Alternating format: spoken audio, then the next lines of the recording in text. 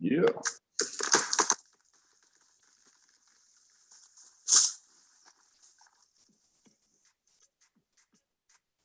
Right on time, right on time. What's up, good brother? What's up, man? Dylan, man, how are you?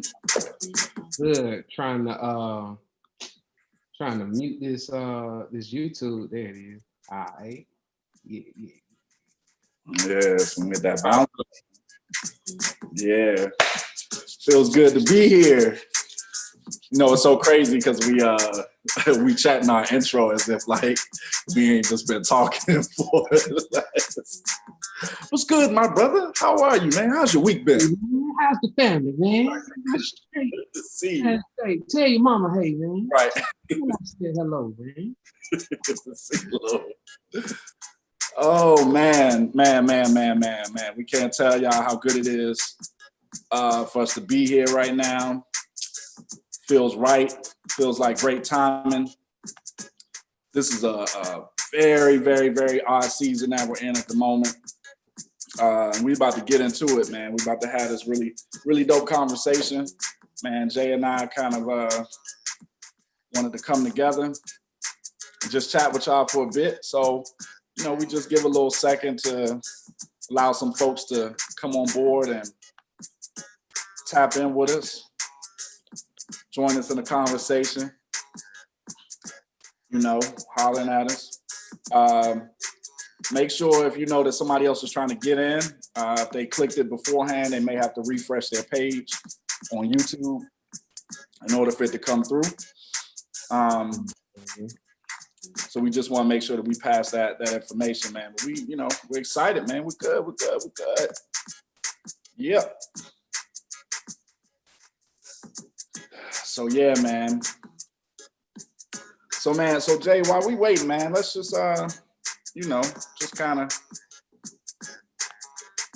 check in with them a little bit, man. Just let our little song play in the background for a second. All right. Before we get into it. Yeah, man. Kids good. Let everybody know how the family's going. Yeah, they good. They not here. So they great. Right. They are great as far as I'm concerned. Right. Are wonderful. Right. So what's up, man? Same thing good on this end, man. I just been watching a lot of like what's going on socials, on television, and we'll kind of talk with you all of like how this whole YouTube live came about. Give y'all a little bit of background on what really happened and how this whole thing just kind of came about in a short amount of time. Yeah, I think it's gonna be a good one. I think you know, we'll see. We'll see what people have to say. Also in this live moment, we wanted to extend an opportunity for you all to just sit with us and actually really engage in real time, which is something that we consistently hear amongst people who, you know, like communicate with us, who followed us in our on our streams on like Apple and Spotify and SoundCloud, and actually have listened to our podcast in the past. Y'all have given us a lot of feedback, but usually the feedback comes like after the episode has been published, and then we kind of take all of this information and we try to build it and weave it into future conversations that we have. And so this has really given us an opportunity to do something new, do something different in real time, and just connect with you all. So let's first start off from the jump. First and foremost, let's talk a little bit about just this actual setup that we're in. We're on YouTube Live today. So the first thing that we want you all to do, if you're joining us, if this is your first time seeing us, first time hearing about us, first time ever being in conversation and dialogue with us, hit the subscribe button. It's going to be very, very important. So that way you can stay up to date on our new releases, on new content that we have rolling out. So you can always have your finger on the pulse of what we got going on at We Come as Equals, and hit that subscribe button. That's so key and so helpful for us. It helps us to expand our reach, and it helps us to really connect with audiences and other people members of what we call our tribe, like folks that really kind of rock with the type of conversations that we're having or that we've had in the past. Secondly, make sure to follow us on all the socials. Like we said, YouTube, hit the subscribe button, share it with some of your friends and family. IG at We Come as Equals is our Instagram page. And then of course you can find us on Facebook, We Come as Equals podcast. We're there, we're building a community from the ground up, one person at a time, drip by drip, making sure that we really extend this dialogue just beyond our circles, but also into your circles and the other circles of people around you. So we can really get, some conversation going, some different types of conversation, not the same things that you've heard before, seen before. And like I said, if you've been rocking with us on this journey, you kind of know how we go.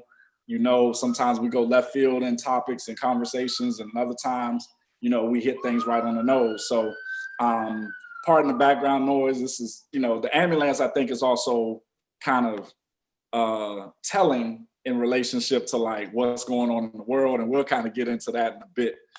And then the last thing that I'll say about after following us on the socials is to note that if you didn't get a chance to catch this conversation will be archived on our YouTube channel. So once we're done, you can go back and watch it again. You may catch some jewels that you missed the first time around.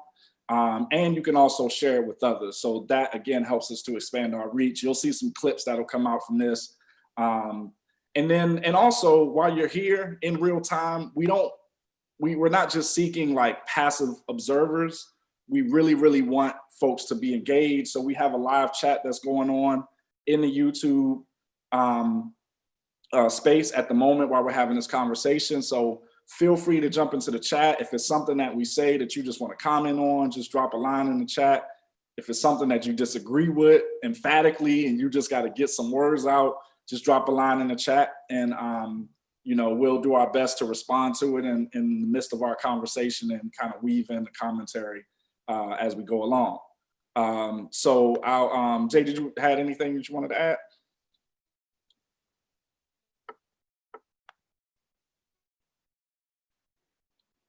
All right, I think Jay froze up on me a little bit.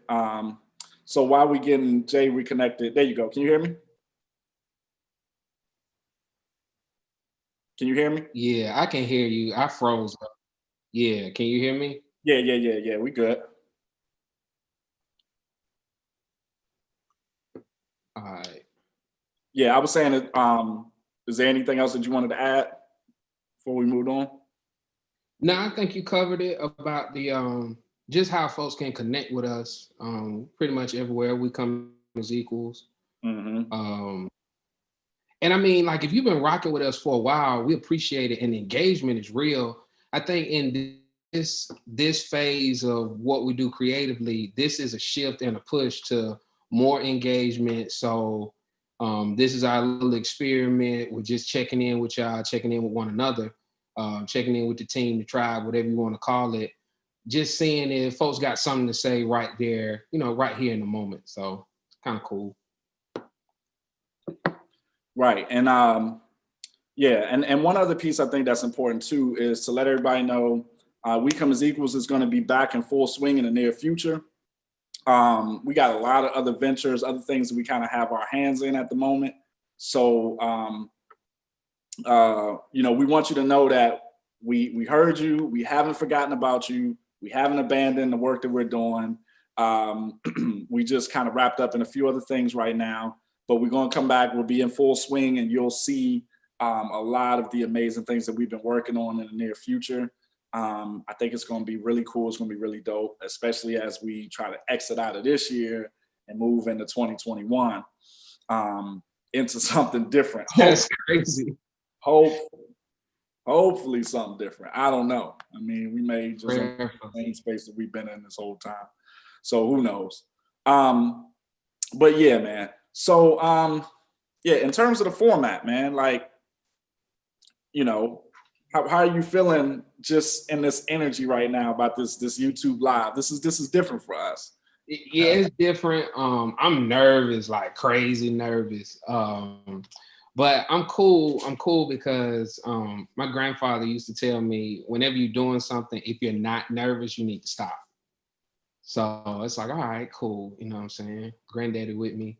But beyond the nerves, this is real cool. Like I was saying earlier, just the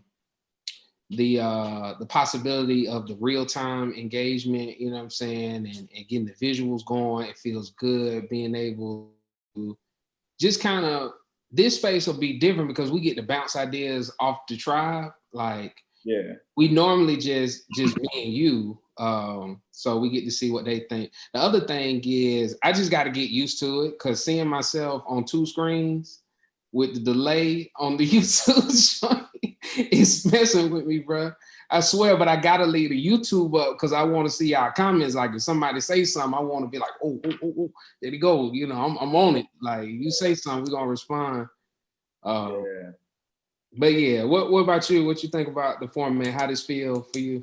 Yeah, man. I mean, it's, it's different, but the thing that I love about it is that it really gives us a chance to kind of connect with many members of our tribe who kind of live in different parts of our socials. You know what I mean? Like we have folks that that support us on Facebook and on Twitter and on IG, and some of those places they overlap, and in other places they don't. So this gives us a place to kind of centralize the conversation in a way that everybody can access it, irrespective of what platform or what social media service you currently use. So I really, really love that. I know, for us, when we first kind of bounced this idea back and forth, we were talking about whether we wanted to host this on IG Live, because, that's a common format. You see a lot of people having these conversations or kind of tagging multiple folks in and out or whatever it is, just dialogues, and folks can kind of click in right from their phone. But I know one of the challenges for us is just the limitations of the platform. We wanted to be able to make sure that we could have the greatest reach to the greatest audience, and to also be able to engage some different voices, as I said before, from different aspects of our lives. And I also want to stress that this effort is less about expanding us and more about developing, as I guess I would call it, like platforms for diverse conversations to take place. And we're going to get into why that statement is important, as this work is not as much about self-promotion for the advancement of just our sole goals and our agenda and things that we want to do, but it's actually bigger than us. And we're kind of seeing ourselves as conduits to help facilitate spaces to open up broader conversations. So I think that's important to express when we start to dig into really, some of the topics that we're going to cover today, especially as it relates to the use of social media. So yeah. Yeah, and I think that's a good, they kind of, the market is so saturated and it's so many people doing it. So I think it's really, really important that we are clear and remain clear on the why. Like, why are we even doing this? We started a long time ago, had some starts, had some stops, so why are we still committed to the work? And I think you just put it in a great way, because this opens up the conversation, whether it's in digital media, live streams, just the intellectual property conversation and what it looks like to own that. Our good brother Philip was talking about that recently, about the future belongs to those who own the data. So, one of the prime sources of the data is your brain, your imagination, your mind. And conversation sparks all of that, so even as we talk today, kind of center in on voting or whatever, I think the end goal to everything we're doing is just to talk about collective consciousness, what's going on in our heads, and let's kind of, sometimes we probably gonna have to think out loud, and it might not be polished. And I think that's important to say too. Like with us, one thing about us, if you know us personally, we might have a stance or a viewpoint today, but we're lifelong learners. So I might read something tomorrow that completely contradicts it, and now my viewpoint changes. Mm-hmm. You can do that in spaces like this. So part of our work is cultivating these spaces to let people know it's okay to have an argument today and then go back tomorrow and be like, you know what? Based on such and such, now I think this, it's important to learn how to do that, because I don't think we were taught how to say my bad. Hmm. Hmm. You know what I'm saying? Everybody like, I'm right now. I'm right now. I'm right tomorrow. I'm gonna be right next week. Yeah. Deal with it. I'm right. Yeah. So, nah, man, that's yeah, that's I like that, bro. I like that, and that's I think going to be important. And also, you know, just to add on to what you just said, Mhm. we're also mindful that every opportunity that we present ourselves to public spaces might be an opportunity that this is somebody's first time engaging with us. So this might be It's some good. Yeah. Yeah. introduction to We Come as Equals, to the work that we do and the work that we've done. And so with that being said, I think maybe it's important for us to sort of segue from what you just said and just make sure that we work to clear up some misconceptions, and then we're going to hop right into the conversation. Um, First misconception. Well, actually, it's not really a misconception, but let's just give some education a little bit. For those that may not know, if this is your first time engaging with us, We Come as Equals as an entity, as a brand, as a conversation piece, as a podcast, is coming up. We're coming up on our 3-year anniversary. We started this in late 2017, and this has been an amazing journey, and a journey of also self-discovery, as we were trying to put these pieces together and figure out like who we are, what we wanted to be, what we wanted to talk about, you know, all of these things, especially at a time where, you know, now kind of looking back from the vantage point that we have now, as Jay, as you just said, like everybody is sort of flooding the market with content, and everybody has a podcast, and everybody wants to spark a conversation. But at the time when we launched, there were a few sort of key entities that were in the marketplace that were already kind of doing their thing. But in terms of the explosion, that hadn't happened yet. And I think, of course, Yeah. we can contribute a lot of it to the pandemic and things that's going on in the world. People are just kind of in the house trying to, you know, figure out what they want to do creatively. Yeah. Yeah. Um, Yeah. but at the time, you know, we didn't really have access to like all of the articles and all of the things that have been written since then about how to do one and how to create one and what type of equipment you need and how do you get it uploaded into the exactly how do you The get it. equipment piece, bruh. Yeah, that's Yeah. the key one. So for those that are starting right now, you kind of have a different advantage than some people who started, you know, 3, 4, 5, 6, 7 years ago. So please try to utilize that advantage to help you accelerate the work that you're doing. So that's the first thing. Second thing I would say is about our name. I want to clarify some things. I've had some questions about our name of the podcast. So the name is We Come as Equals. And We Come as Equals is not synonymous with We Are Equals. And that has a few layers to it. So We Come as Equals is an acknowledgement that like what we both, you know, me and Jay within this space, what we bring to this table, we always appreciate and respect each other's views as equals, where there's not one person that kind of has this overarching superseding view that trumps the other person's view. And you can see that play itself out in our dialogue, in the way that we've created space for each other, even in the points where we diverge or disagree on a view or an opinion. Secondly, in terms of, say it again, I'm sorry, Jim. I said, especially in those spaces. Yeah, yeah, That's when it counts, when we don't agree. right. Secondly, is that we come as equals, meaning this idea of expertise. And we talked about that. If you had a chance to go back and listen to some of our older episodes, we talked about this, about we kind of see expertise as this sort of democratized experience. Like everybody has a lived experience. So everyone brings a certain level of expertise to the space or to a conversation, even if it's different than someone else's. So you can't discredit that. So if you appreciated and valued everyone from a place of equality in terms of perspectives, opinions, views, and so forth, then you can now have different kinds of dialogue. Mm-hmm. But the third way, and I think this is kind of where the misconception is that we come as equals is this idea of like humility, this idea of like meekness, this idea of we're kind of these lowly podcasters, and we're coming in and we're just hoping that you give us some respect and some consideration to listen to what it is that we do.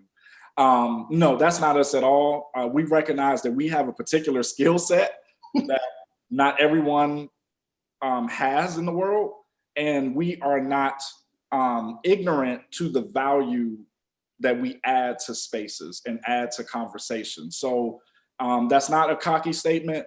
That's not an arrogant statement, but it's just a recognition that in some cases we ain't them. And you could feel who them is, DEM, we ain't them. We're different. And if you stick with us and you ride with us on this journey, you'll kind of notice the value added to the space and to the conversation in a way that other people might not necessarily recognize it. So, I just had to get on the soapbox there for a little quick minute to just kind of let folks know, like, don't get it twisted. We're in this space, we're dope, we have experience, we've been doing this, and we're excited about where we headed because it's only up from here. Yeah, that's it. That's it. I put my cosign on YouTube. We are not them folks. Right. Yeah. You know the saying, like the chaff always separates from the wheat. I could get into my bag real quick, but I don't want to be like nobody else.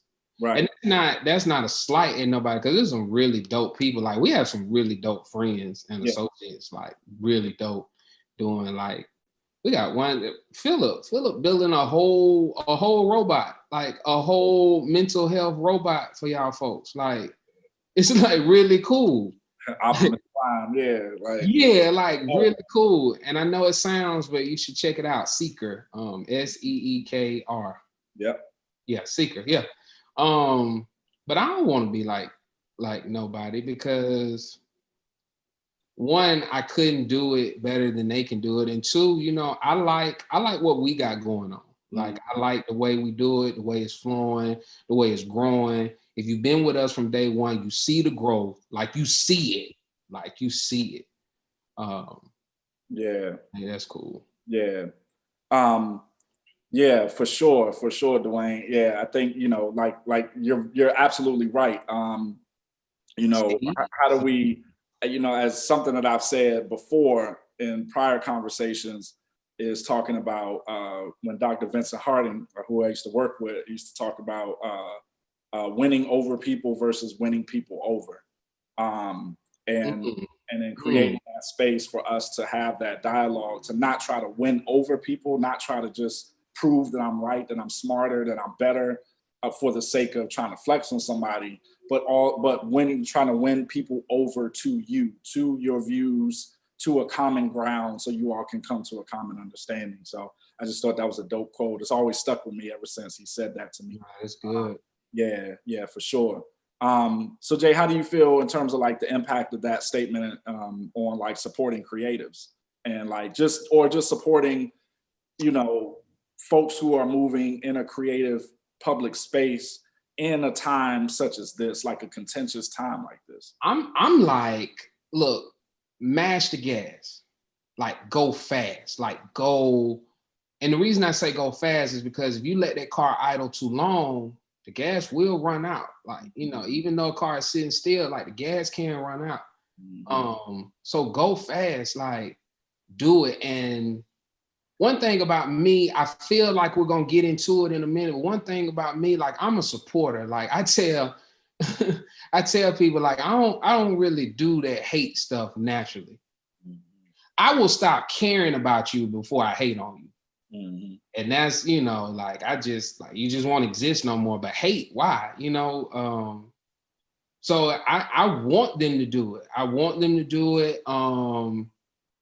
Put your big boy, your big girl, your big other underwear on, and strap in for the ride. Yeah, man. There's something about what's going on in the world right now where where this concept of support is so polarizing, it's so like divisive. Um, uh, and you know, and like of course it's definitely connected to what's happening nationally with like our election and everything else, but it seems to Mhm. be seeping into lots of other areas of life as it relates to support, and particularly for, you know, those who are creatives who are trying to produce something in a space that if certain views and beliefs and ideas and even the way you go about doing your thing, your product, doesn't align with someone else, it's like you're written off completely.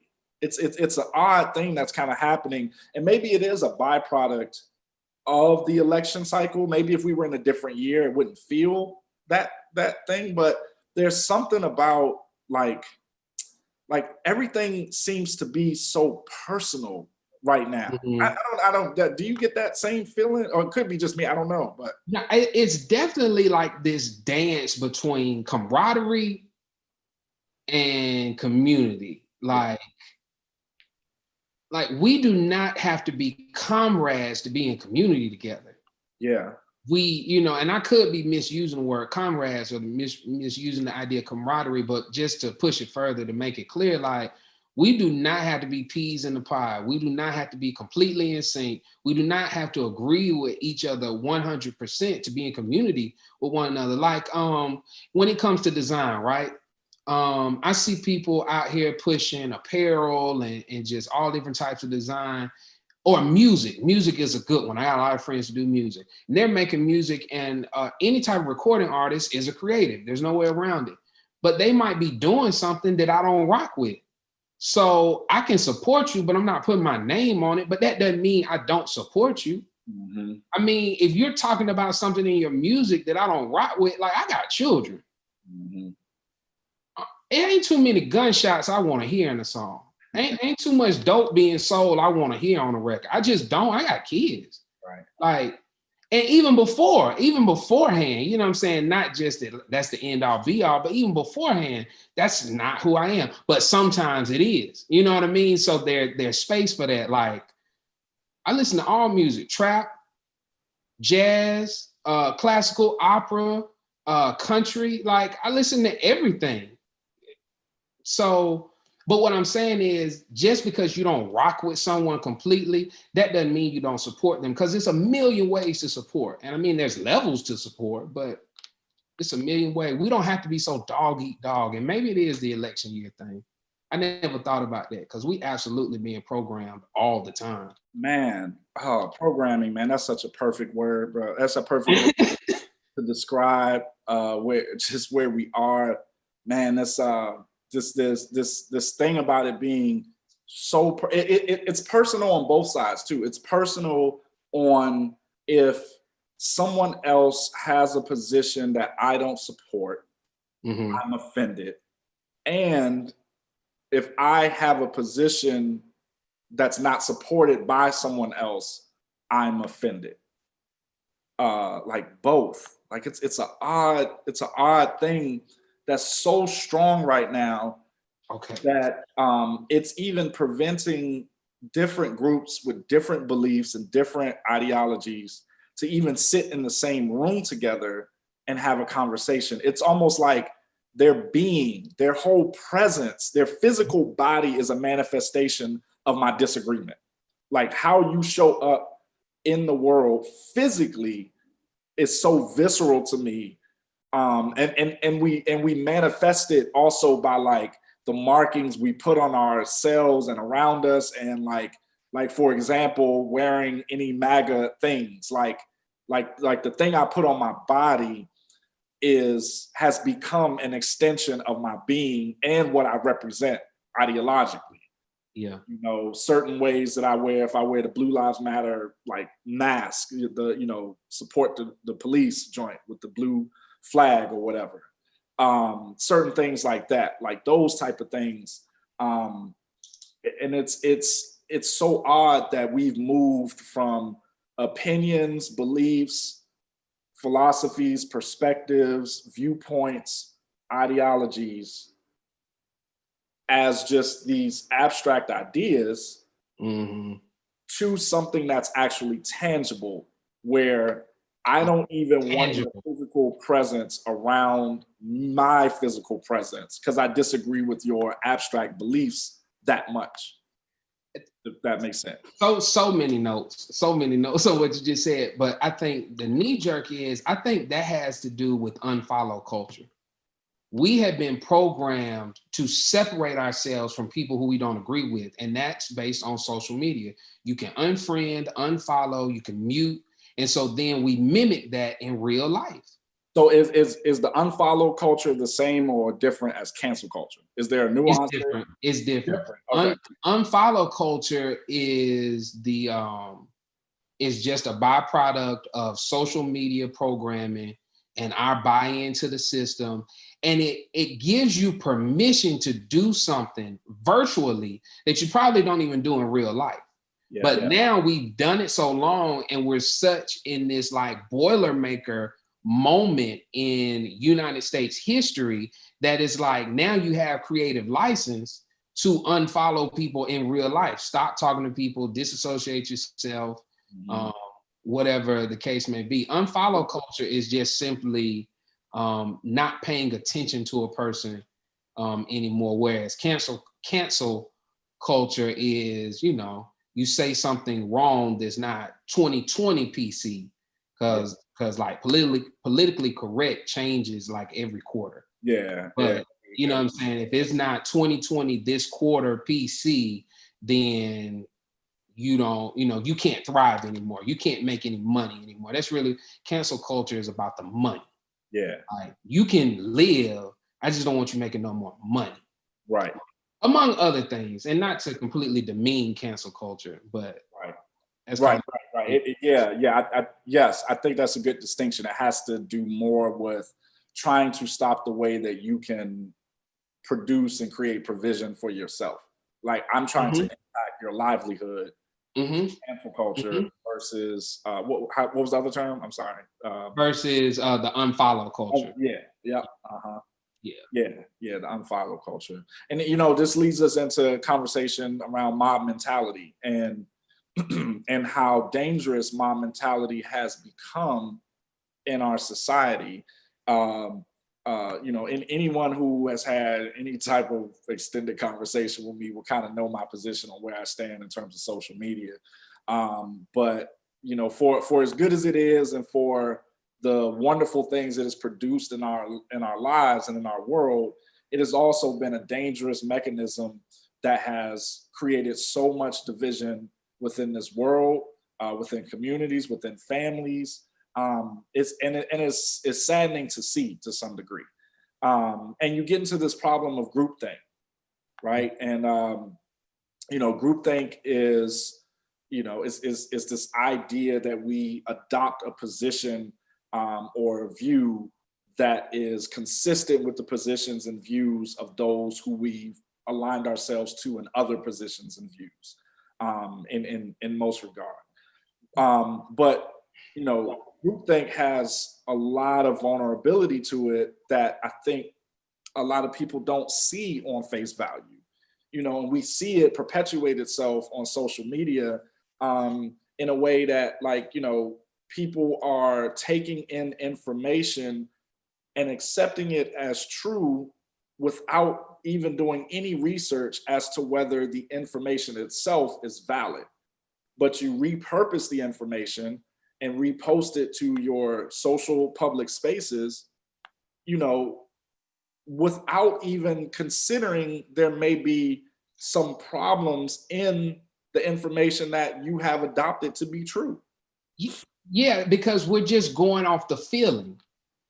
And I truly believe feeling is the secret. That's where the magic happens in our feelings. But we're going off of our feelings without any research. And in these platforms, that's violent. That's really an act of violence. Like, and I don't know if we want to parse out like research, but you just scroll the timeline a little bit and it feels right. It feels like something you identify with. So you repost it, you retweet it, you share it. But like, did you look at who wrote it? Yeah. Who wrote it? Where did it come from? And even, especially you'll be even more inclined to retweet it or repost it if you see multiple people have already done it before you. That's Oh, something about the duplication of it. that's the group think piece. Yeah. Yep. Yeah, like, Yep. oh, well, it must be because I've seen this post 20 times now. Yeah. You know, I'm always a little cautious when I see somebody say repost this, or you know, trying to push me or urge me to repost something without any context of why should I be reposting this? I mean, you know, perfect example is the blackout thing on social media, right? We got Okay. about this summer, like Okay. okay, I'm not knocking it conceptually, but when it happened, for me, it was like a social experiment. I was more so observing and studying and watching than I was participating. And I Yeah. wanted to see, one, how many people would participate, not literal numbers, but you know, conceptually, how much did I see it? Uh, Um, and then also, how many people really understood what was happening when it was being asked to do that? Like, why were we doing that? And why did I repost it? And you know, or why did someone duplicate what they saw 10 other people do? It yeah. was just fascinating to me that it happened. And then it just kind of, it was like a wave. Like you just saw, like almost kind of like your page just got blacked out, you know? It absolutely was a social experiment. My thinking was, and I participated, and I did the version where I didn't. I don't think I've said Black Lives Matter publicly, and I don't think I've ever said it publicly. Not even a hashtag, and I think that's just my own reasons. I support it. I'm not knocking it. I just think it's a horrible name. Like I thought that from jump. I think from a branding point of view, I think that name is so polarizing. And I mean, you got to ruffle feathers. Don't get me wrong. I'm all for, you know, flipping the tables, but I think we could have done better. But anyway, that's neither here nor there. But I participated and I was just wondering, I said, okay, this is a social experiment. Um, who is conducting it? Yeah. Like who it's a good one. Yeah. It was like we were hurting as a community, and Yeah. then you know, just as a community, and then allies to the community, we were hurting. Mm-hmm. You know, so it. But real quick, it makes me think about something I thought about earlier when you were talking about the things we identify with, and I think the social experiment is a good example too. You know what's become like a symbol that like fits in line with a certain way of thinking right now for me, that's the flag. And it could have been that for a lot of people for a long time, but in terms of like putting symbols on your body and not putting symbols on your body that reflect a certain ideology or what you think with, a lot of times when it's almost like the flag is a dog whistle now. And I mean, you know, I respect. You're just talking about the basic flag, the US. Yeah, the U.S. flag. Yeah, not like the Georgia joint or the Confederate, the actual United States flag. And it's just such a weird moment because I'm grateful for the sacrifices people in armed forces have made for their families. I'm grateful for the impact and what it's done for people who join the armed forces and how it can give you a different life trajectory, just all that good stuff. And I'm trying to be PC right now. You know, it's like I don't want to get thrown in the ringer right here because I absolutely support it. A lot of times it shows up, you know, in spaces that I know aren't conducive to my blackness and my melanin. Like, okay, no one in this space is celebrating the melanin in my skin. And this is flags everywhere in this joint. Yeah. But I think it just speaks to the things that we decide to participate in. So to that effect, you know, what did we as a community do on July 4th? Like, I think that's why I want to tie in, because another instance of the blackout was July 4th. It was also it was a little group thing going on of like how you participate and what you wore on that day. Do you wear red, white, and blue? And oh my God, if you got on red, white, and blue, you must support the man. But like, no, man, they're my outfit, bro. Like, you ain't like my closet not racist. Like I promise you, it's not. Like I'm for my people. Like I just put on some red shorts today. Like you know, it's It's crazy. Like everything you're speaking to, it's just crazy because it's real life. That's where we are right now. Yeah, yeah. And the other thing, I'm not gonna take us too far on a tangent, but the other piece during the blackout was a question that I had about, wow, what's happening in the world that's being shielded from social media and public consumption right now? What Did feel like that. what It was did feel like that. stuck into the news cycle, into things going on in the world, that this is a perfect time to like cause, anarchy somewhere else, taking out some world leader somewhere, and then we come back and we don't even know that it happened. All of a sudden we just hear somebody was sick. I don't know. It just raised a lot of questions for me. And I asked that. But to the point that you just made, I think the point about the outfit example that you gave, just speaks to this larger idea about everyone being outraged. It is like you said, the unfollow culture, Yeah. cancel culture, and then there's the outrage culture. Outrage culture. Yeah. And some of those people are in the same groups, and some of them are in completely separate groups. Mm-hmm. It's almost like a totem pole type thing. Mm-hmm. But this whole idea of everyone being outraged, for me, is a learning experience. I'll frame it that way, as a learning experience, rather than a judgment experience. It's a learning experience for me, because it's helping me to understand that, like, wow, these things that's happening in the world are touching people in a way that's very different than I've seen before. And something I think also happens with social media, that's like, it's an echo chamber that we didn't have in the past. And then you start getting enough voices behind something, all of a sudden people even get more angrier maybe than they might have been had they just only consumed it for 30 seconds. But if you're consuming it for 12 hours worth of like back to back to back to back consumption, you get outraged about it. Yeah.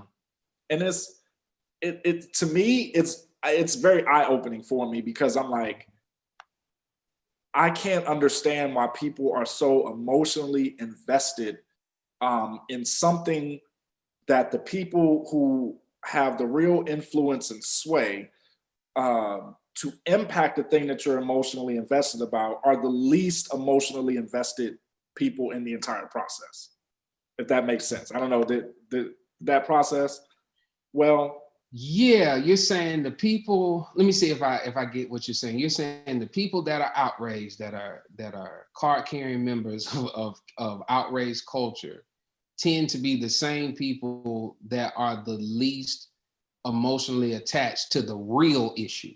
No, the opposite. So the most outraged people, the thing that they're outraged about is influenced by certain people in power who are actually the least outraged about the thing that everybody is outraged about. Their positions are completely disconnected emotionally. Like, everyone in society is a number, it's data point, it's algorithm, it's we move this needle this way, we move this chart this way. There are no faces. They're completely emotionally disconnected, and are willing to sway outrage either direction in the pendulum to impact whatever their said goals may be, which is a weird sort of thing. It's like, wow, the person or entity that created that thing that you're so outraged about, for example, Make America Great Again is a perfect example of this. Whatever team was behind the decision making, the construction, the design of that phrase are so emotionally disconnected from the phrase itself. They understood the power that the phrase would have in carving very clear lines of delineation between who's with us and who's against us. So they come up with these ideas, these marketing, these branding things, these slogans, and from a slogan marketing perspective, it's brilliant. I do not agree with it as an idea, as a concept. Yeah. As a slogan, it is amazing. it actually does its job better than most of the slogans that we've ever heard. And that team or whatever, whoever that individual, I don't know who it was, the story behind how it got developed. They're not connected to it emotionally. They saw it as an opportunity to galvanize large groups of people behind an idea. And the ones that are most outraged are the ones so far from the people who created it, which is this weird thing. Thank you for continuing to push that and flesh it out. Yeah, I'm with you now. Agree 1,000%. Yes. Yes. Yeah. So, and for me, that's problematic. Like, I'm quite sure I kind of feel where this is leading us into a conversation of something that happened really recently, as it relates to Ice Cube and what has been deemed the Platinum Plan and how it was an extension of the contract with Black America. That I kind of feel like we're going to get into that in just a bit. But just across the board, this idea of outrage raises a flag for me because it points to this idea of algorithms and analytics. And I am starting to question, I don't want to say starting, I've been questioning everyone who puts a flag in the ground today about a position or a belief, a strong flag in the ground. Okay. And the reason that I do that is because sometimes I question the motives, even of the people who we've come to adopt as like folks in our corner, supporting us, whatever side you stand. Oh yeah, I know where this one to go. Yeah. Yeah. It makes me ask the question, okay, something happens, the Ice Cube thing happens, right? And we get this situation where there's this huge groundswell of like energy, either in support or happiness from one side and complete disdain from the other side. And a lot of this energy is driven by these groups of individuals who understand that their platform has like utility to it. Like when they say something, when they tweet something, when they put a video clip up, it moves the needle. And so if the moving of the needle, now this is back to this algorithms, analytics, data type thing. If the moving of the needle helps one to get more opportunities to speak, to write, to get on television, to be invited to small colleges to come give a keynote speech, which they get paid for. Is it far-fetched to consider that maybe some of the motivations to be so eager to speak up, to have the soundbite, to have the clever tweet, to have the thing that gets sent around and becomes viral is actually motivated by creating a greater collection of data, algorithms, and analytics for the sake of my own progress and professional advancement, not necessarily where I stand on the view or the position. So if Ice Cube comes out, he does something like this, people just boom, boom, boom, boom, boom, boom, boom, boom, boom, back to back to back to back to back, right? And folks hop on the bandwagon and they make all these commentaries and they write these little, articles that come out online. And sometimes it's just hard for me not to also just kind of raise an eyebrow and say, do you really believe that? Do you really believe that? Or do you know that people are going to click on this and it's going to make you more legitimate in the space? So, right. So I want you to keep going, but I just want to say, some of us know how to do that. It's almost like style.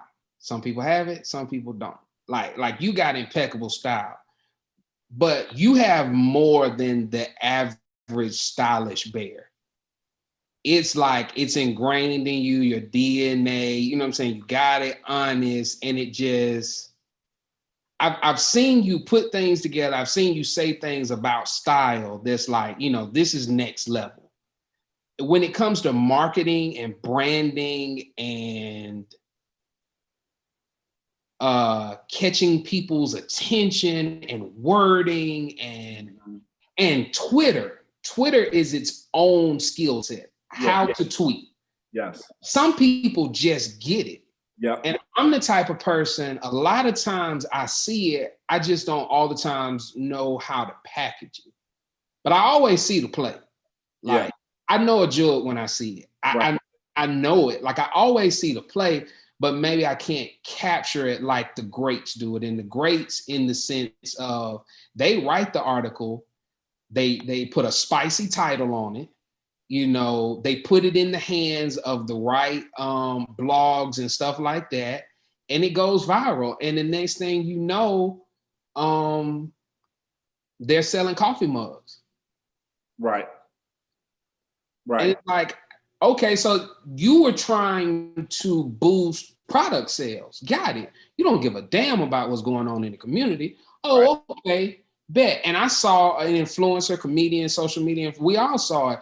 I saw it kind of backfire on her. And I think she like bounced back well. She learned her lessons from it. But, you know, we all saw that pretty recently. Right. You know? Exactly. Yeah, I don't know. The motivation is sort of tricky to me, and it's problematic to some degree, because you just don't know where people really stand on anything. Especially in this day and age with the president that we have. You know? I think you were saying when we were talking, I don't know if it was the first time or the kind of like, you know, briefing little pre-production joint, but you were just saying like the current president is just a master of, what did you say? He was a master of, what did you call it? Like buzzwords, like a master of catchy, like Twitter, like a master of just, and whether you agree with it or not, you talk about it. And I remember thinking, but the conversation just kind of moved beyond it, but now's a good time. Another person that I saw who I felt like had that same little ability, but it didn't play out as well, is Tekashi 6ix9ine. Yeah. Yep. Mm-hmm. He knew, I don't think it's working for him anymore, but he knew how to just say stuff. Yep. It was gonna make him pop. Yeah.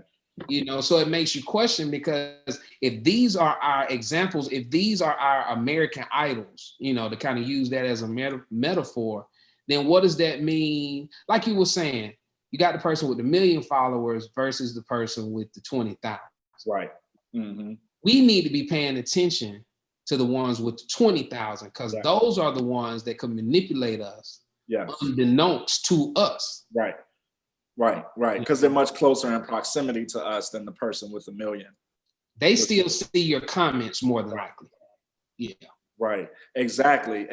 And you know, this question. So, for example, we talk about we reference Ice Cube as an example. This question that I had when I saw the sort of visceral response to Cube is, you know, do you disagree with Ice Cube, or is it simply valuable for you to disagree with him? Is it valuable because it will expand your audience, because it will give you a larger footprint in the social media space, because you can do and say something that can be, you know, that can be transmitted and repackaged in a way that then becomes viral. So now you've expanded, you know, and to reinforce that, it becomes this never-ending cycle, because what has happened now is the way that we substantiate people is based on how big their social media presence is. The way that we say whether somebody is an expert, whether somebody's valuable, whether somebody's smart, whether somebody's famous or rich or whatever, is, you know, how many followers you got on IG, on Twitter, and how many comments that, you know, people are making in your space that you have. And that's the unfortunate part, because some of the most gifted people, you know, as Dwayne just pointed out in the chat, are the people who don't have the largest platform, who may not have the voice in the same way, but they might be some of the most brilliant minds on the planet. But we're looking this way because this person, for some reason, they have 285,000 other people following them. Maybe I need to be following them too, because they must have something to say, because all of these other people wouldn't be following them if they didn't. You know, and I think that happens at a subconscious level. I don't think that there's sort of deliberate energy behind that. I think we just see it, and then we, you know, there's a lot of people that just click on it, and so then when they post things to their story or they post things, you know, to their timeline, we automatically, for a lot of people, just repost it without ever validating, is it even true? Mm-hmm. Right? We keep touching on this cube thing. What you mean? I researched it. Yeah, right. we keep touching on this cube thing, and to watch this thing play out has been so sad to me.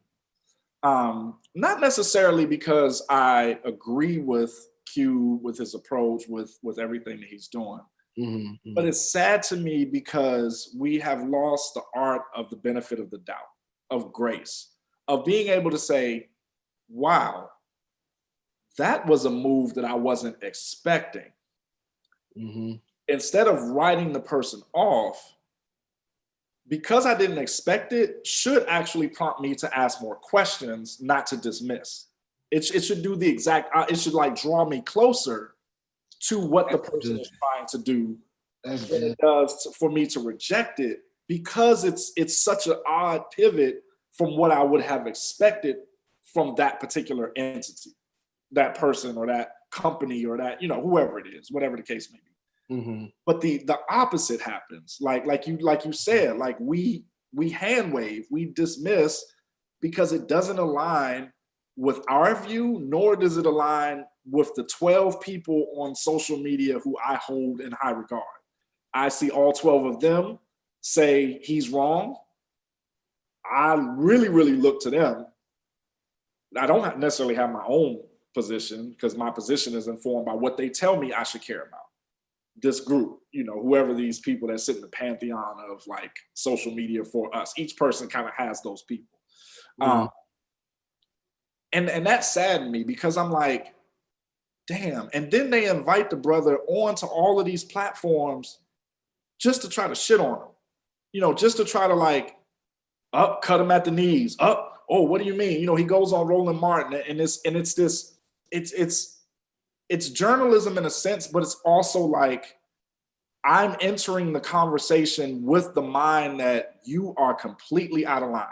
And my questioning is going to come at you in that way, rather than saying, brother, help me understand. Like, talk to me and let's just unpack this a little bit. Because Speak a little bit. yeah. Speak a little bit.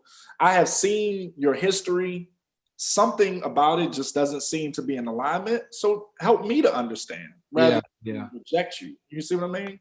Yeah. I mean, and as I'm jokingly, I'm saying, you know, what do you mean? I researched it. It's kind of, you know, I was laughing about that earlier, because it's like, I'm not knocking the power of social media and just what the platform and the space does for disseminating information and knowledge.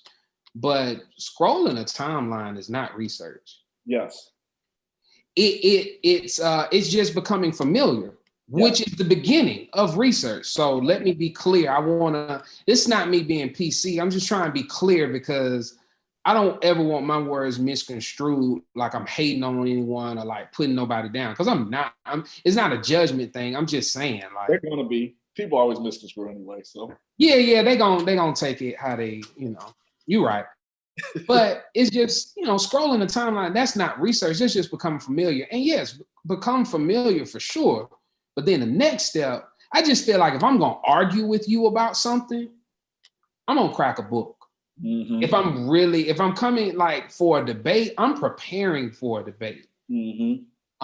And I think social media kind of preys on the lack of skill set many of us lack of skill set that many of us don't have, being the ability to debate. Like my personality type, I'm a debater. Like I always argue the benefit of the doubt. That's naturally, that's how my brain is wired. So it's easy for me to see how people don't know how to win a debate. And winning a debate is different than winning an argument. It's really, really different. Yeah. And a lot of people might even suggest that there is no winner to an argument. Yeah. You know, Yeah. So, Yeah. oh, I'm sorry. Go ahead. No, that was it. That was it. I kind of got lost on the tangent. Yeah. No. Yeah, but I mean, right there at that point, the question of like, how do we disagree respectfully with someone without tearing them down? Like, Yeah, yeah, yeah. how Yeah, we, talk about that. yeah, Yeah. like we can disagree with a person without disrespecting their humanity or undercutting what it is that they present or represent within the world. How it is that they show up. Like that's where the outrage piece has gotten to me to become so problematic. That soon as someone does something in an action that we disagree with, we automatically throw darts at their humanity, at their like deep seated undergirdings of who they are as people, that they're driven by these sort of negative intentions and motives without just considering that I could have a different view and I don't have to tear you down personally. Yeah. And the question, along those same lines, like when this cube thing happened, the very first thing I did, just like you say about this piece about educating, the Mhm. very first thing I did, I said, you know what? This feels odd. I don't understand. It raised a question mark for me. So the way for me to address the question mark, I went online, downloaded the contract with Black America, and Mhm. I started to read it and study it and look at it and see, like, let me educate myself before I hop on to different spaces talking about why this is right, this is wrong, why X, Y, and Z. For clarity, for those that may not know, Cube did not develop the platinum plan that was adopted by Trump and the administration, number one. It was an adaptation of some of the points that were presented in the contract with Black America. Mhm. And Trump's team or whatever, reformatted it and called it the platinum plan. It's not Cube's plan. It's bits and pieces that were sort of itemized from the contract with Black America. That's number one. Number two, Cube didn't meet with Trump. Cube met with his team, with the people that are behind the scenes. So that's also something that I've heard. Why is he meeting with Trump? Why is he da da da da da? He didn't meet with the man. Number three, everyone's saying, why did this happen? Why would he do this 2 weeks before an election? He didn't do this 2 weeks before an election. He's been working. Mhm. And this information that's being presented, of course, is a manipulation. Absolutely. But my position about the manipulation of it, oh, they just going to use him. He's being used as a pawn and this, that, and the third. Everyone does it. Everyone does it. Both sides do it.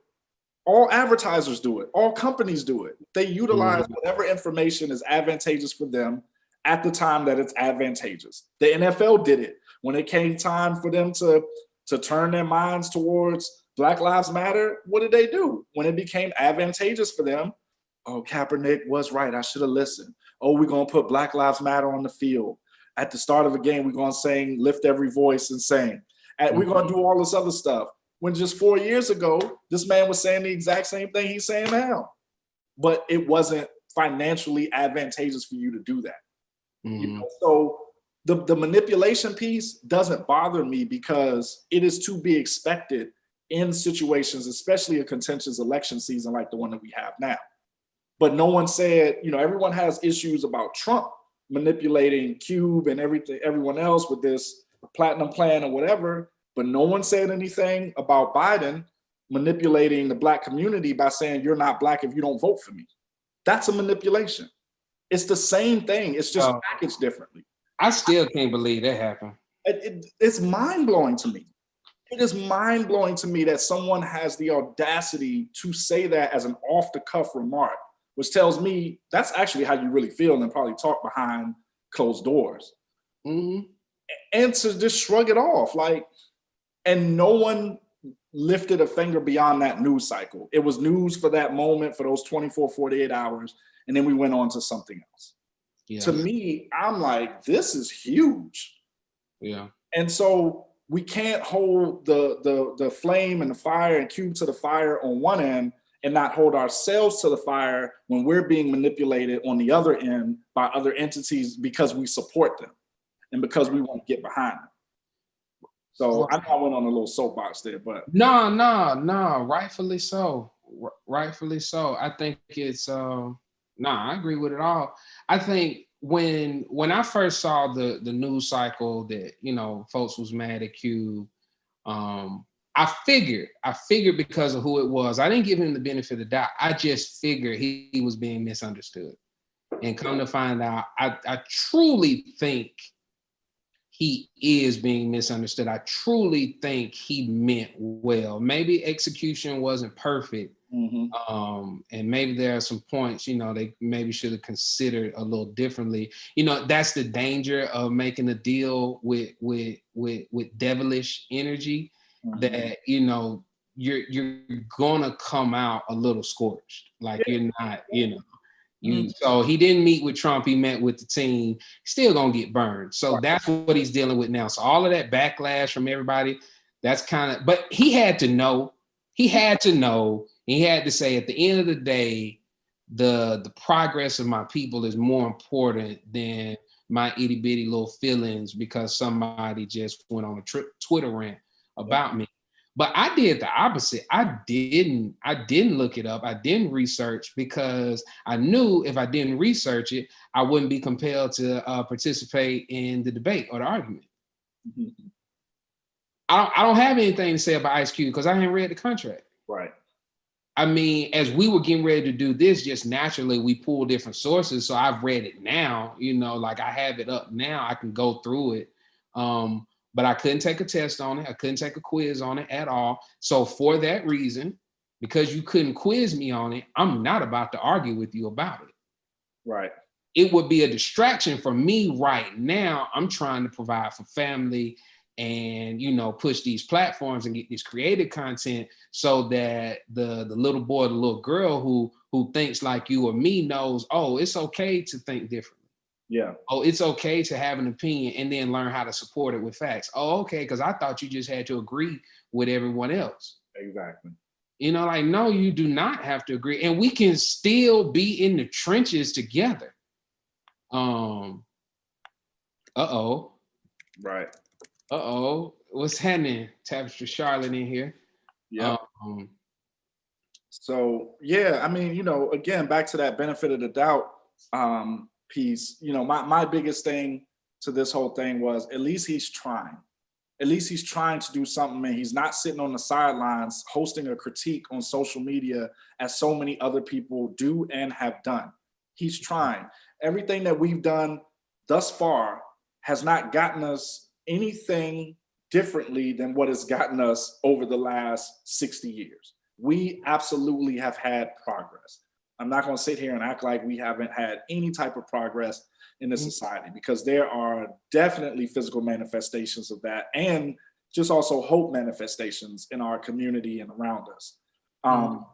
But I definitely believe that we're at a crossroads right now that we need to make an effort to try something new and something that may seem radical on the surface, but it just takes time for us to get to that space to even try it. So imagine the next person who wants to jump out there and do something that's not the conventional way of going about something. And they just watched what happened to him. And they watched what happened to Nick Cannon.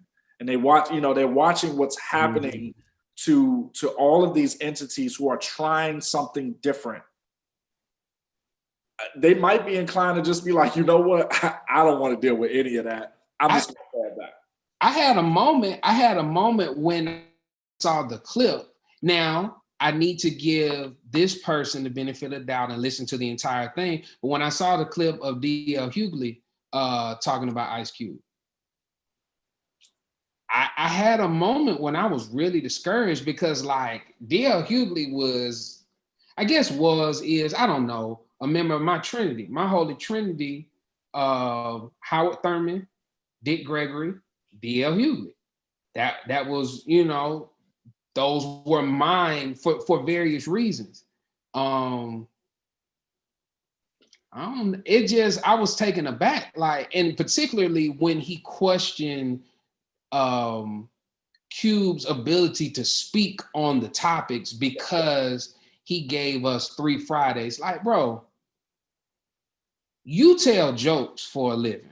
Right. You know how many people could you know what I'm saying, say you're not qualified to do what you're doing, but also, okay, the Friday franchise is jokes, right? But at the same time that man was telling jokes, that man showed us a strong family unit in 3 movies. In several, a strong Black family, you know, mom, dad, kids. A lot of his movies show strong families. Yeah, it's goofy and they silly, but in the hell, in the last movie, they moved to be business owners. It talks about flipping lottery money, you know what I mean? And the pitfalls of not paying property taxes. Like, these are conversations that we need to be having within the community.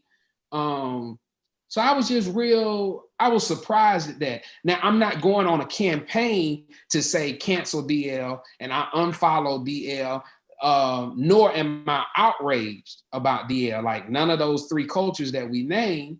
I'm just a little, I don't know, that was confusing. What happened to not, in terms of Black people, us not bashing one another in public?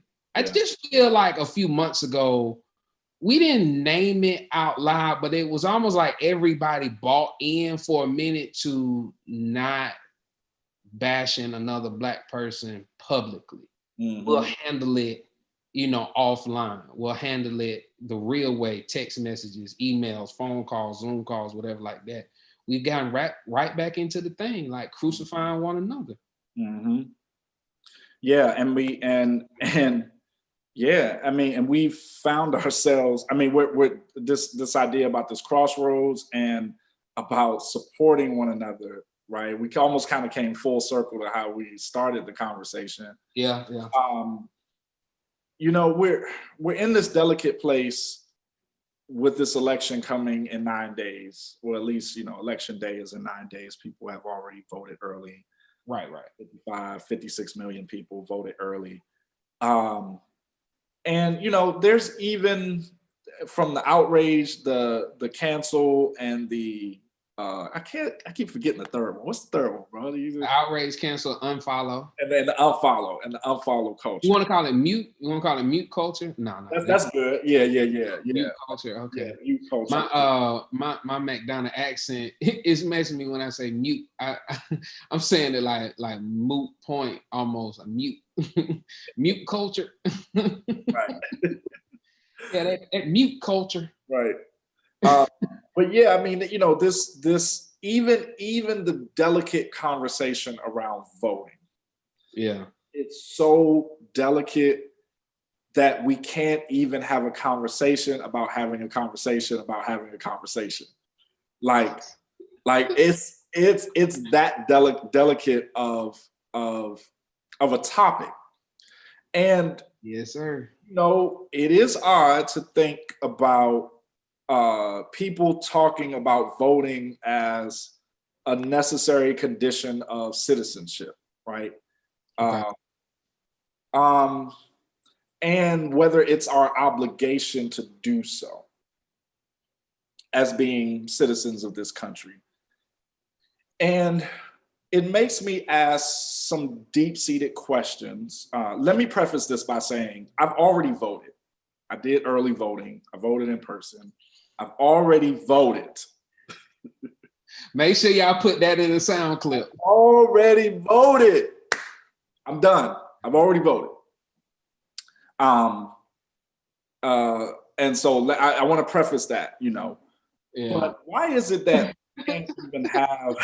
You gotta say these things. This whole conversation, we both been doing it. Like, look, if they cancel us because of this live stream, let the record show we tried. Yeah, we tried. I've already voted, you know, but in this process of this election season, I've been wanting to ask and just engage in a conversation with people around whether we should. And we're gonna unpack this. Yeah, we're gonna unpack this. But when I say whether we should, it's more of a consideration of what it would mean collectively if we didn't, rather than something about the historical legacy of this country. It's not in that category. It's more in the category of consideration of the hypothetical in terms of the things that we've asked for in this country, the things that we have sought to demand, the getting to the root of why of your statement about the Black Lives Matter tagline, right? One of the reasons that folks may not see me posted as much is similar to that, but a little different in the sense that I don't need to validate my life mattering as a Black person. It has always mattered.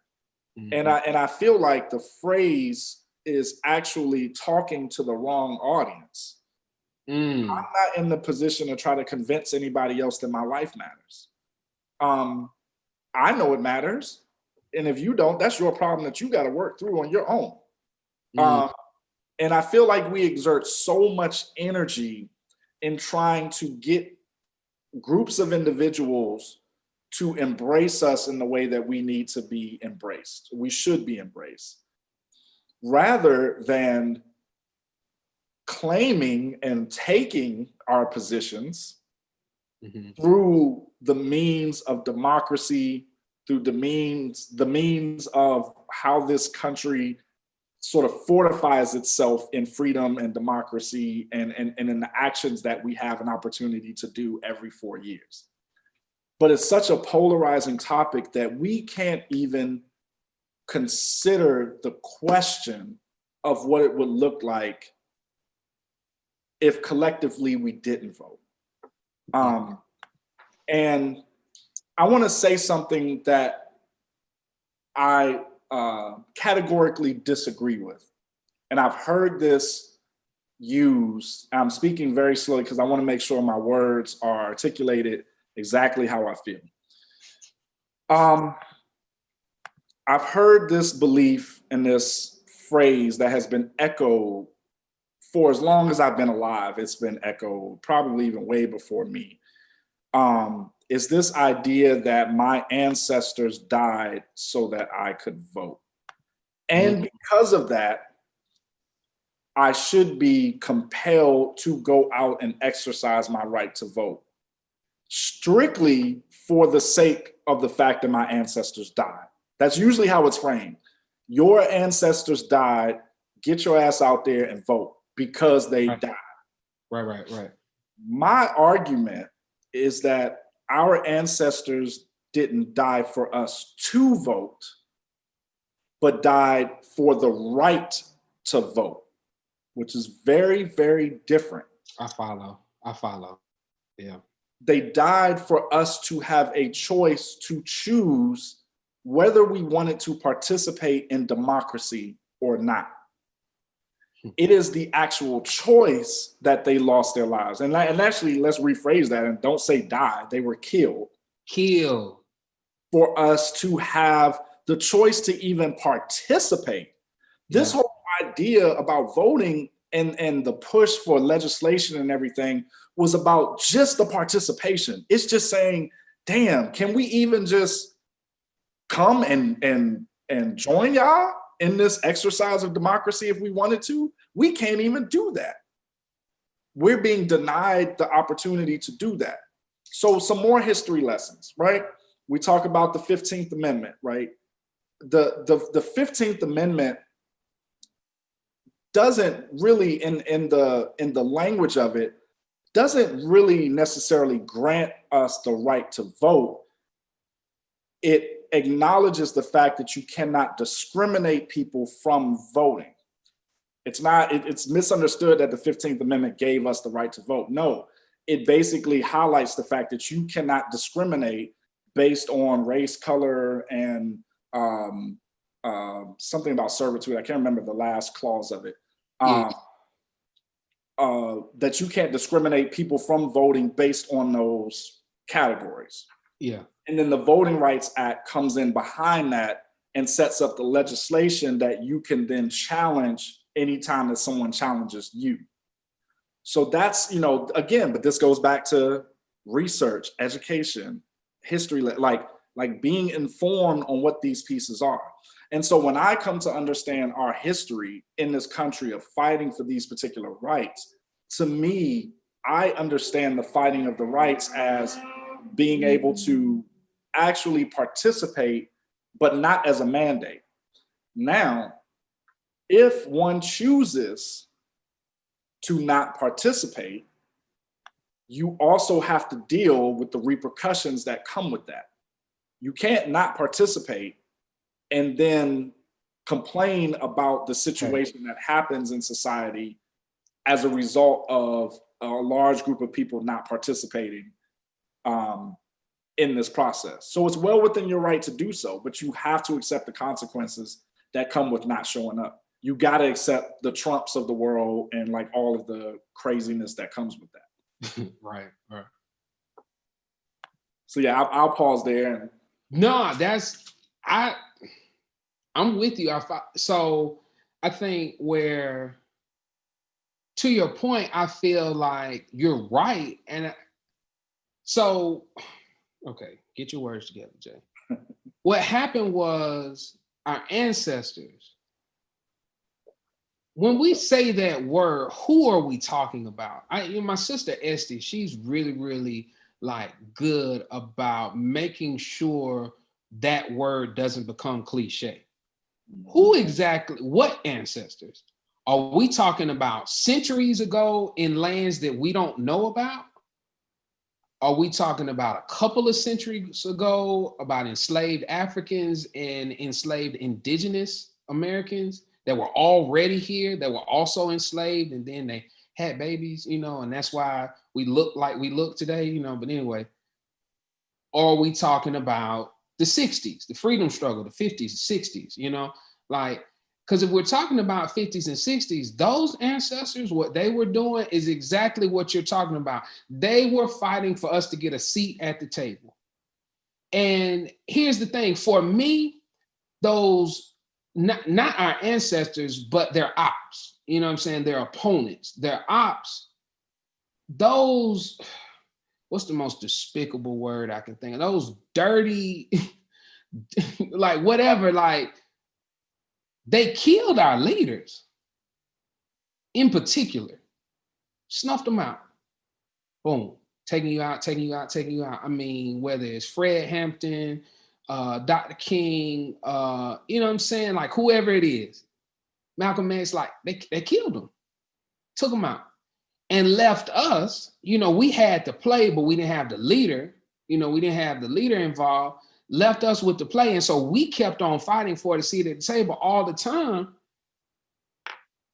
We still don't fully have a seat at the table. We just have more of a seat than we did back then. And it's like, now we're fixated on getting a seat at the table. And we haven't even considered the idea of, hey, what would it look like if we got up from the table? Mm-hmm.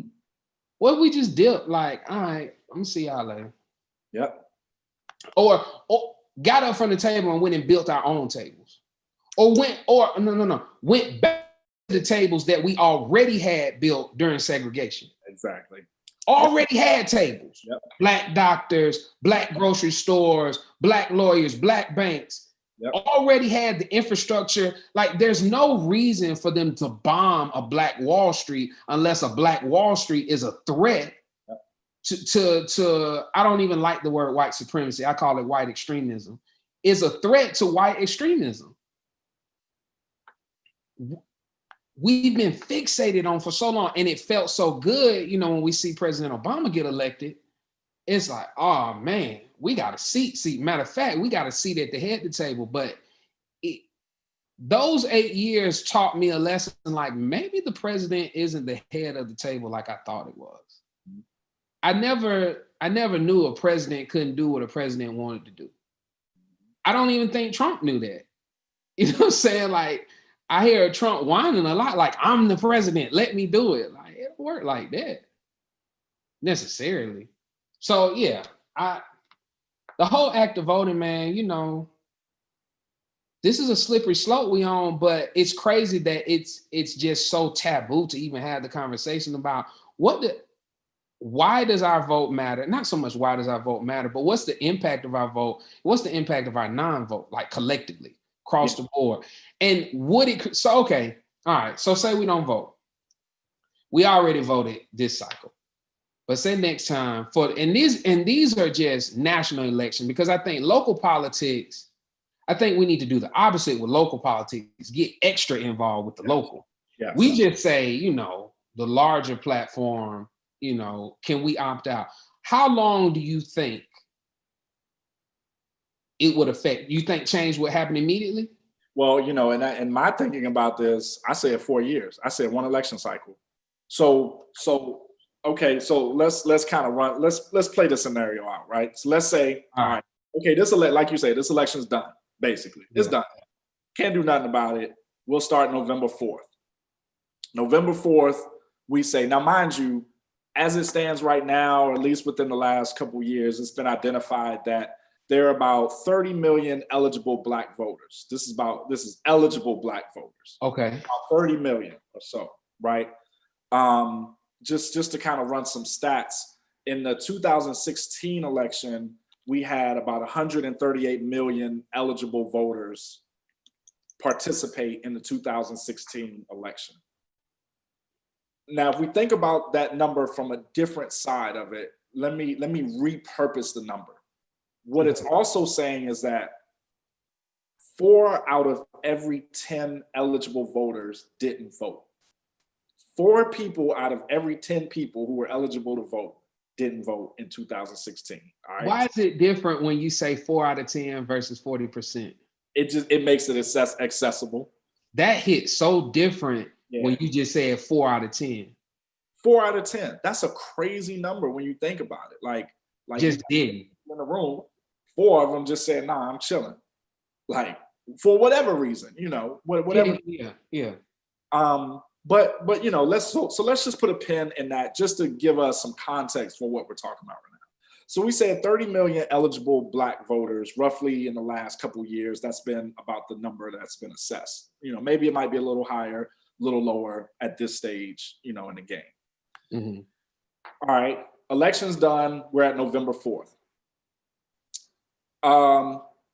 Even if we only had, let's say, a third of that number, if we only had 10 million of that, and this 10 million said, we are going to come together as a unified bloc. We're going to put forth our agenda and extend Black agency in a way that we've never done in this country before. And we are going to say to both groups, now this is back to this piece about disconnecting ourselves emotionally from this experience, from the language, everything that's baked into Biden saying, you're not Black if you don't vote for me. Okay. Yeah. All of that's baked into that. The affiliation, the loyalty, the whatever, right? And we say to anybody that's running, we don't care what party you in, Republican, Democrat, Independent, Libertarian, I don't care what you in. Here is our agenda for our community. Here are the things that we need. Here are the 15 things that you need to have clearly addressed by the time in 4 years we come back up for a next cycle, 3.5 years or whatever. And if you don't do this entire group of people will not support you, no matter who you are. Mm-hmm. And my belief is that if we could really demonstrate that we were actually a unified bloc, it would take one cycle. And what I mean by one cycle is when that 4 years comes back up and this group actually did what they said that they were going to do, mm-hmm. From that point on, it would change the trajectory of history in this country immediately. In my opinion, I think it would only take one cycle. I don't know. Do you think it would take more? You think it would take a little bit longer? Yeah, because I think what will happen before they meet our demands is I think they would turn on us first. I could see particularly the Democratic Party turning on us like, look what you did. And why? What's under that? Why do you think that would happen? Because of how I've come to know whiteness. Democrat doesn't mean white, don't get me wrong. But when we talk about these structures that are in place in our country, I think whiteness thrives in these spaces more so than blackness. And when I think in terms of ownership, I don't think of any political party. Yeah. When I think in terms of black ownership, I don't think political party. It definitely not high on the list at all. And I know whiteness has been built up, has been enriched on this idea that blackness is supposed to submit. And the first thing whiteness would do when blackness stands up too loud is try to knock it down. And so the only way to knock it down would be to shame us. Shame us like, I can't believe. And then they would start pulling the card. Your ancestors died for this. And that's when we would have to be clear to be like, yes and no. Yeah. Yes, they cared. But no, they didn't die, they were killed. And no, actually, they were killed because of access. Not so much this game y'all playing. It's the J. Cole line in the song, like, why we can't vote from our phone? Yeah. Like, I can handle hundreds of thousands of dollars on a phone. Well, it's really numbers. It's not, that's another conversation. I can, but I can't vote. So it's a security reason, right? Because somebody could hack. You think somebody can't break in a mailbox? Right. I'm so scared to mail this ballot in, bro. You think somebody can't lose no mail and just click a button and say, yeah, your vote counted? Yep. Come on, man. And I'm not saying that to discourage anyone. I'm just saying that's what we're up against. I feel like one cycle should work, but it would take two. But really, maybe even three. And the reason I say three, because give us some time as a community. Like if we're together like this, give us a time to get some money. Because when we come back to the table, we coming with a bag, not to buy anyone out, but to say, look, we just need you as a lawmaker. We just need you as a politician to do what you campaigned about. Right. We'll fund it. Right. We don't need your financial oversight. We got the bag. Because if we control the money, we ultimately control the future of every initiative that we create. Right. Come with a bag, and we play that game. We learn how to play that game. This whole playing on our emotions and this whole shame piece. And I mean, man, I done got so many text messages, bro. I'm like, I got one while we were on this joint. I got two. Hey, Quentin. No, but you know what's crazy? The one that I just got said, hey, Quentin, we see in our records that you just voted. Thank you. Now, can you help us to spread the word to get 3 or 4 other people to vote? I'm like, okay, so y'all know I voted. So you can't tell me right now who's winning, who's leading me in the election, but you can tell me that I voted. You got that information and can send me a text to let me know that you got that. Bruh, it's crazy, bruh. It's so crazy. Yeah. It's wild, but no, I think you may be right in terms of we might have to recognize that like the amount of violence and backlash that we will receive in that first 4-year cycle of like, can you believe that they did? I mean, even well-meaning white folks and well-meaning non-white folks and other groups, and it would be a different kind of outrage. I can't believe we couldn't count on you. We've always been able to count on you, and you let us down. And that idea of shame, if we are able to psychologically push away from that and say, look, I don't care about what y'all talking about. We about us. From here on out. And our vote comes as one collective joint. And then like we say, we put somebody in office, they make us promises. We put them in office. They don't follow up with their promise. 4 years, we get them up out of there. I don't care what party you in. Just to prove we're not playing. Like, this is not a game. Yeah. It's not for play. Our vote matters and it counts. Yeah. Yeah. I can't say enough how much we have to learn this game. On social media, when you see the Karen post, like the Karen's gone wild or whatever, the main thing I hear them arguing when they're trying to be civilized, and that's not very often, but when they're trying to be civilized, they always yell, "Why are you making this political?" Right. And the Black person wearing the Black Lives Matter mask or shirt or whatever, they're saying, "This is not political. This is about my right and they're right, because when we scream Black Lives Matter, and I need to say it like that to let the naysayers that still may be around know, like, I'm not anti-Black Lives Matter at all. I'm just, I'm a creative, so I be thinking about stuff. When we scream Black Lives Matter, we're not doing it from a political mindset, but maybe we should be. That's what I'm trying to get at. Mm-hmm.